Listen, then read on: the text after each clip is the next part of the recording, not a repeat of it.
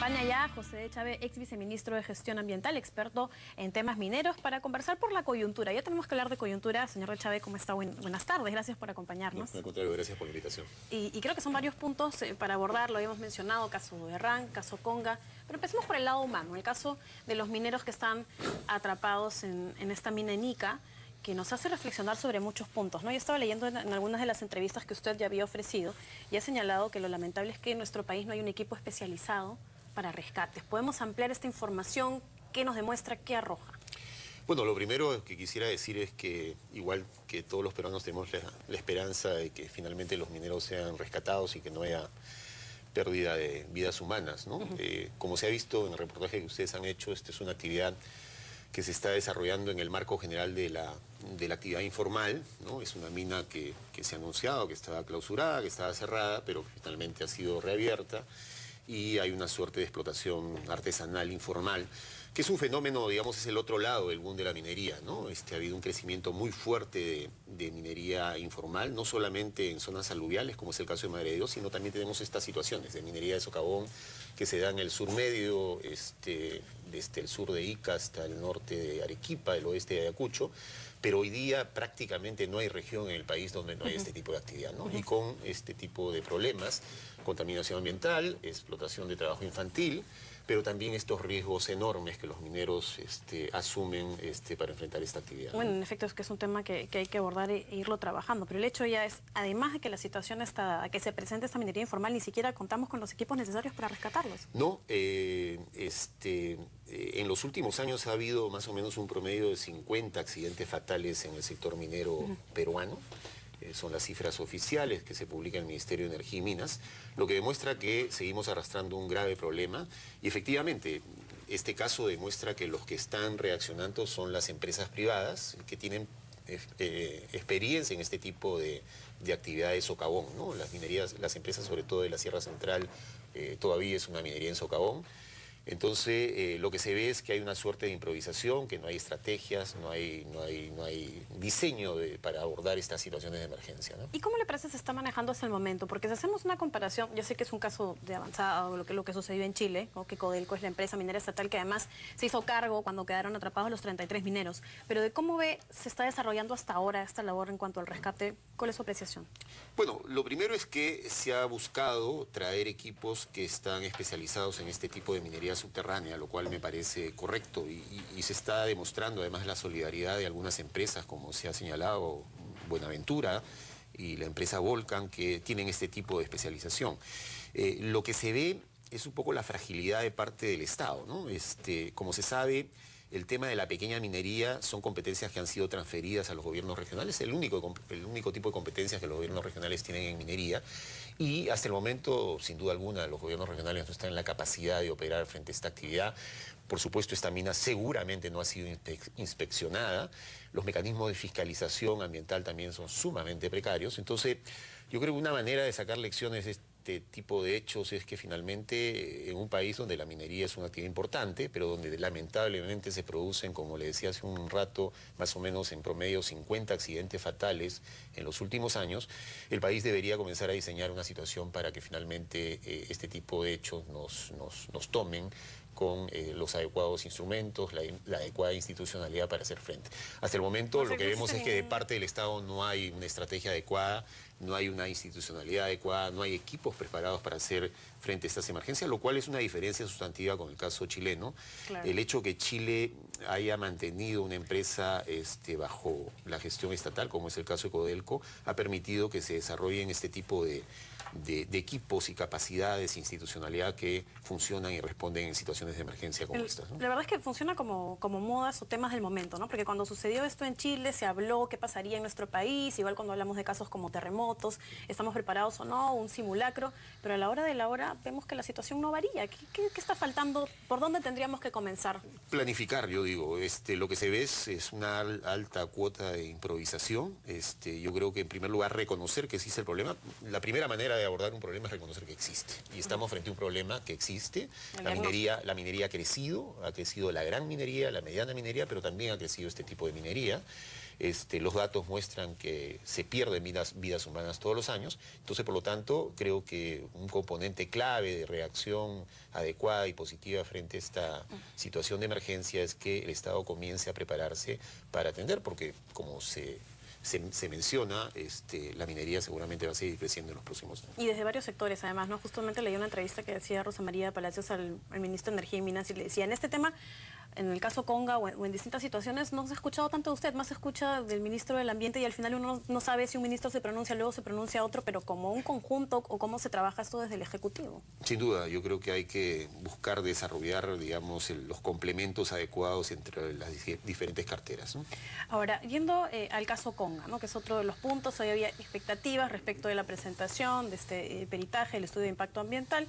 Se ha dicho que no, hacia fines de semana o la siguiente. ¿Qué esperamos del mismo? Se hablaba de que se publicaría y automáticamente se haría caso del mismo. Gregorio Santos desde Cajamarca dice no, si el pueblo no quiere no va. ¿Cómo vemos este asunto? Bueno, es un caso sumamente complicado. Normalmente, si uno revisa lo que ha pasado en torno a los conflictos mineros en los últimos años, cuando se producen polarizaciones como las que se han producido en torno a un conflicto minero, digamos, retomar niveles de equilibrio es la primera tarea que hay que hacer, ¿no? Entonces, el informe es un informe técnico. Además, no hay que olvidarnos que esta idea del peritaje nació de las recomendaciones que planteó el Ministerio del Ambiente cuando estuvimos asumiendo esa responsabilidad. Fue uno de los encargos que recibimos del entonces ministro, el señor Ricardo Giesecke. Una de las primeras conclusiones del informe del Ministerio de finales de noviembre fue precisamente realizar una evaluación por un conjunto de expertos, una suerte de mirada externa para que luego de revisar la diferente información, hacer trabajo de campo, puedan sugerir, digamos, algunas recomendaciones. El gran problema es que a estas alturas el conflicto alrededor de Conga no es únicamente técnico, ¿no? Como he visto en el reportaje, el actual ministro del Ambiente, el señor Manuel Pulgar Vidal, ha dicho que el informe va a tener 3 componentes y están buscando consolidarlos: aguas subterráneas, aguas superficiales y el tema de la calidad del agua, que también ha sido un tema discutido y debatido. En paralelo, yo creo que hay que hacer todos los esfuerzos posibles para retomar los niveles de diálogo, ¿no? Creo que es fundamental. Va a ser sumamente complicado, va a ser sumamente difícil, pero creo que hay que hacer todos los esfuerzos posibles para que el Ejecutivo, con las autoridades regionales y los actores locales, puedan retomar los espacios de diálogo para canalizar el conflicto por vías institucionales. Ya son demasiadas aristas. Además, lo que preocupaba era eso, ¿no? Salía este resultado y que a la hora de la hora se diga, bueno, amén, y se practica de todas formas y al final, ¿qué conflicto se nos viene encima? Yo creo que si se toma esa medida es simplemente demostrar que no se está entendiendo la dimensión de los conflictos. Yo creo que el mismo peritaje demuestra que el proyecto tenía problemas, ¿no? Yo creo que a estas alturas nadie defiende el proyecto tal y como fue aprobado en octubre del año 2010. Por lo tanto, era correcto hacer esfuerzos adicionales para encontrar algunas salidas. Es sumamente complicado, el tema del agua es un tema muy sensible y, como hay que recordarlo, este proyecto busca, para desarrollar la actividad minera, busca secar 4 lagunas altoandinas, 2 porque está debajo el yacimiento y las otras 2 porque van a ser botaderos de las otras 2 minas. Entonces, sin duda, era un tema, sigue siendo un tema sumamente complicado, ¿no? Hay uno de los puntos que además aparecen en el artículo que comentaba antes de presentar esta entrevista con usted. No estamos pintados en la revista IDL, si pueden leerlo, de verdad que está bien interesante. ¿Por qué Conga se convierte en este caso emblemático? Y cuando hace referencia a tal cual fue aprobado el proyecto en su momento, esos estudios de impacto ambiental, dice, están desfasados. ¿No es así? Podemos detallar en eso. No se renuevan desde hace 20 años. Creo que es esa información que no todo el mundo conoce. Es un instrumento, el estudio de impacto ambiental es un instrumento que tiene 20 años en el Perú, más o menos, un poquito más, 40 años en el mundo. Nace con la legislación ambiental. Cuando se construye la legislación ambiental, se diseñan 2 instrumentos claves: los estudios de impacto ambiental para los nuevos proyectos y los programas de adecuación y manejo ambiental, los PAMAS, que ahora en el caso de ORRAN estamos discutiendo, para los proyectos antiguos.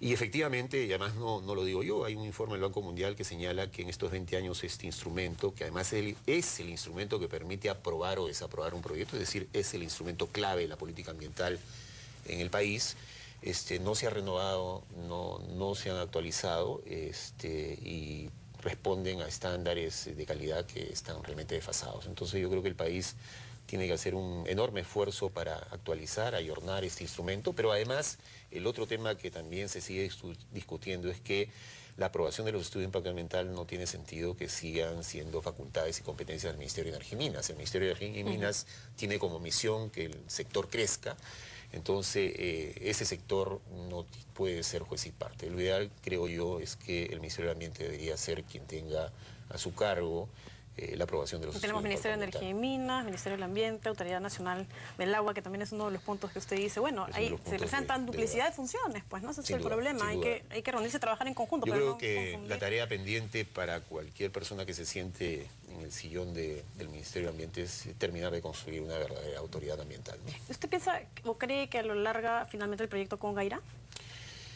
Bueno, yo creo, y además yo sugeriría que las cosas se hagan con mucho cuidado, ¿no? Hoy en día todas las empresas mineras modernas dicen que ellos no desarrollan ningún tipo de actividad si no tienen licencia social para operar. Entonces me parece que es evidente que en este caso no hay licencia social para operar, entonces habría que hacer los esfuerzos para conseguirla, ¿no? Entonces yo creo que es una tarea clave, fundamental, que la empresa minera tiene por delante, y que también las autoridades peruanas, en este caso el Ejecutivo, deberían ayudar a facilitar, ¿no? Vamos a esperar que salga de esos resultados y bueno, y considerar, como estamos mencionando, que eso no debe ser considerado definitivamente como el paso final, porque todavía hay muchos temas por tratar. Antes de pasar al siguiente caso de Doverran, quería saber un poco de qué parece este tema de la concesión minera del presidente del Consejo de Ministros, Óscar Valdés, que ha sido paralizada, se llama Oscarín, ¿no? Que empezó en el 2000, ha sido paralizada en el 2005. ¿Cómo ve usted este tema? Yo simplemente le respondería cómo yo hubiese actuado. Si yo hubiese tenido una concesión minera antes de asumir funciones dentro del Ministerio del Ambiente, lo primero que hubiese hecho es renunciar a ella, ¿no?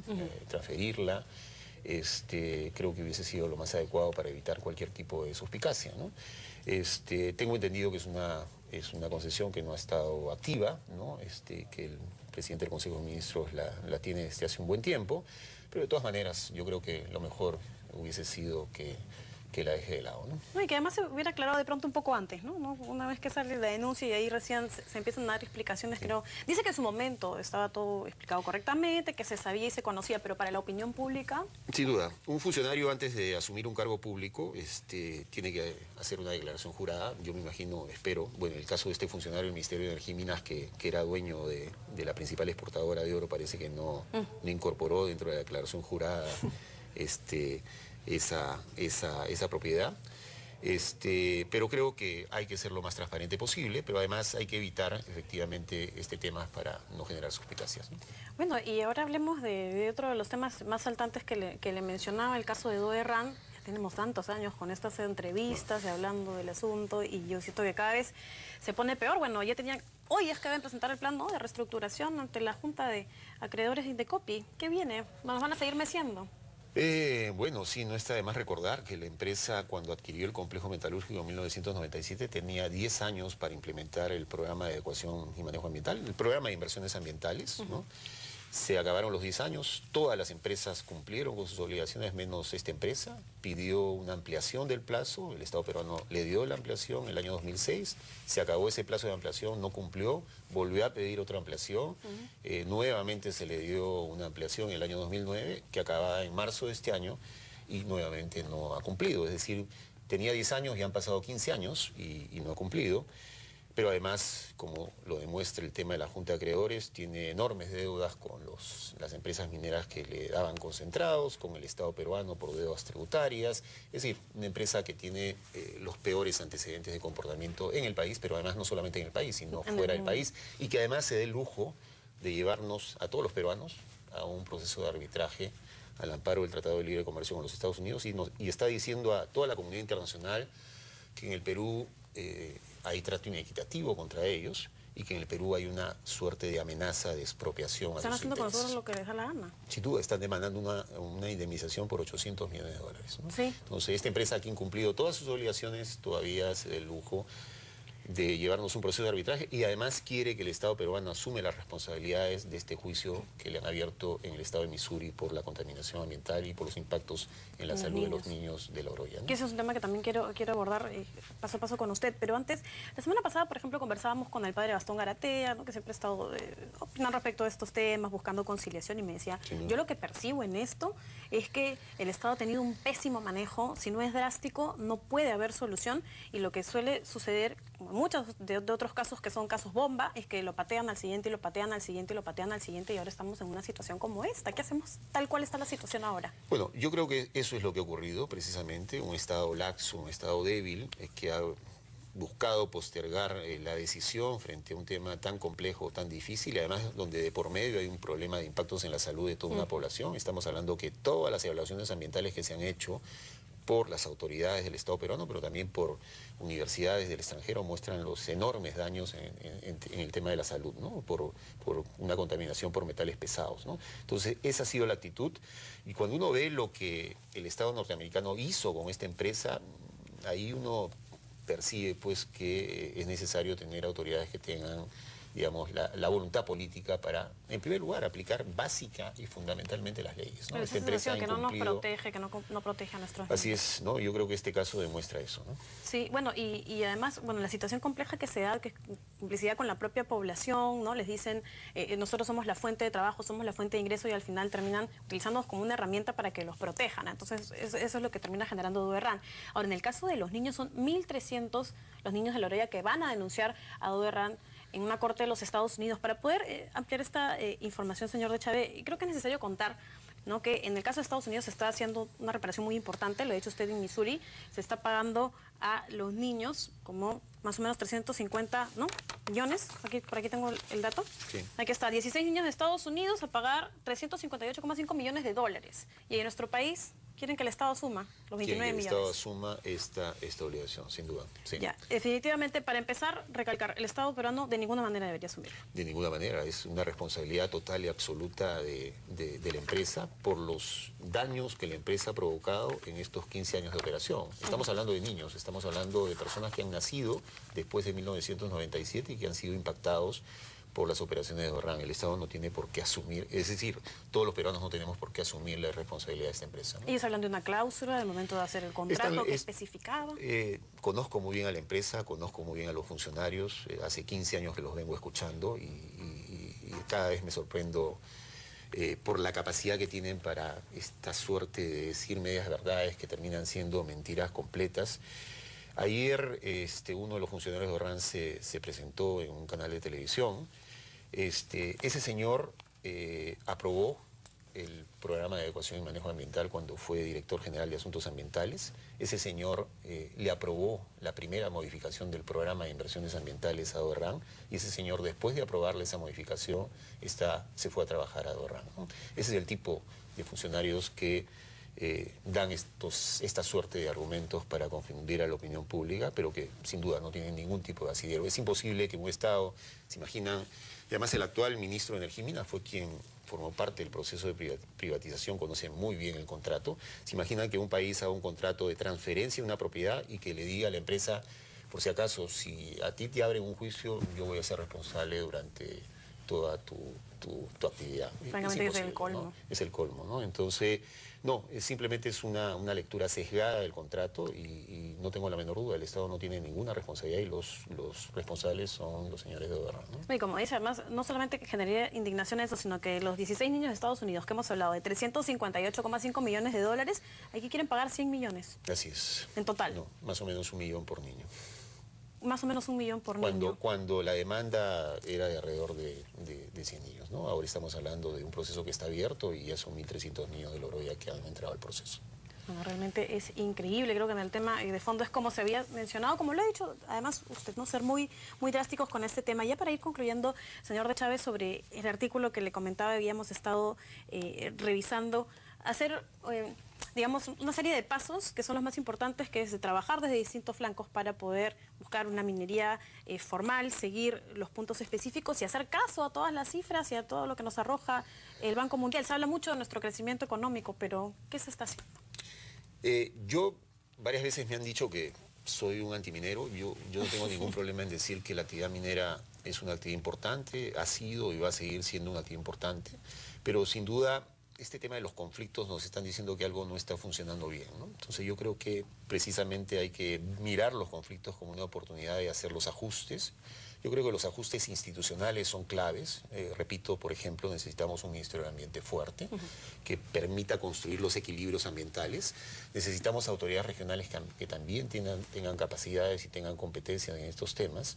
Necesitamos políticas ambientales, políticas vinculadas con la minería, que permitan, digamos, finalmente encontrar esos equilibrios que están faltando, que son equilibrios económicos, son equilibrios sociales, pero también son equilibrios ambientales, ¿no? Yo creo que ese es el reto que tenemos por delante. Las pistas no son muy complicadas. Otros países que también tienen actividad minera la han venido desarrollando, ¿no?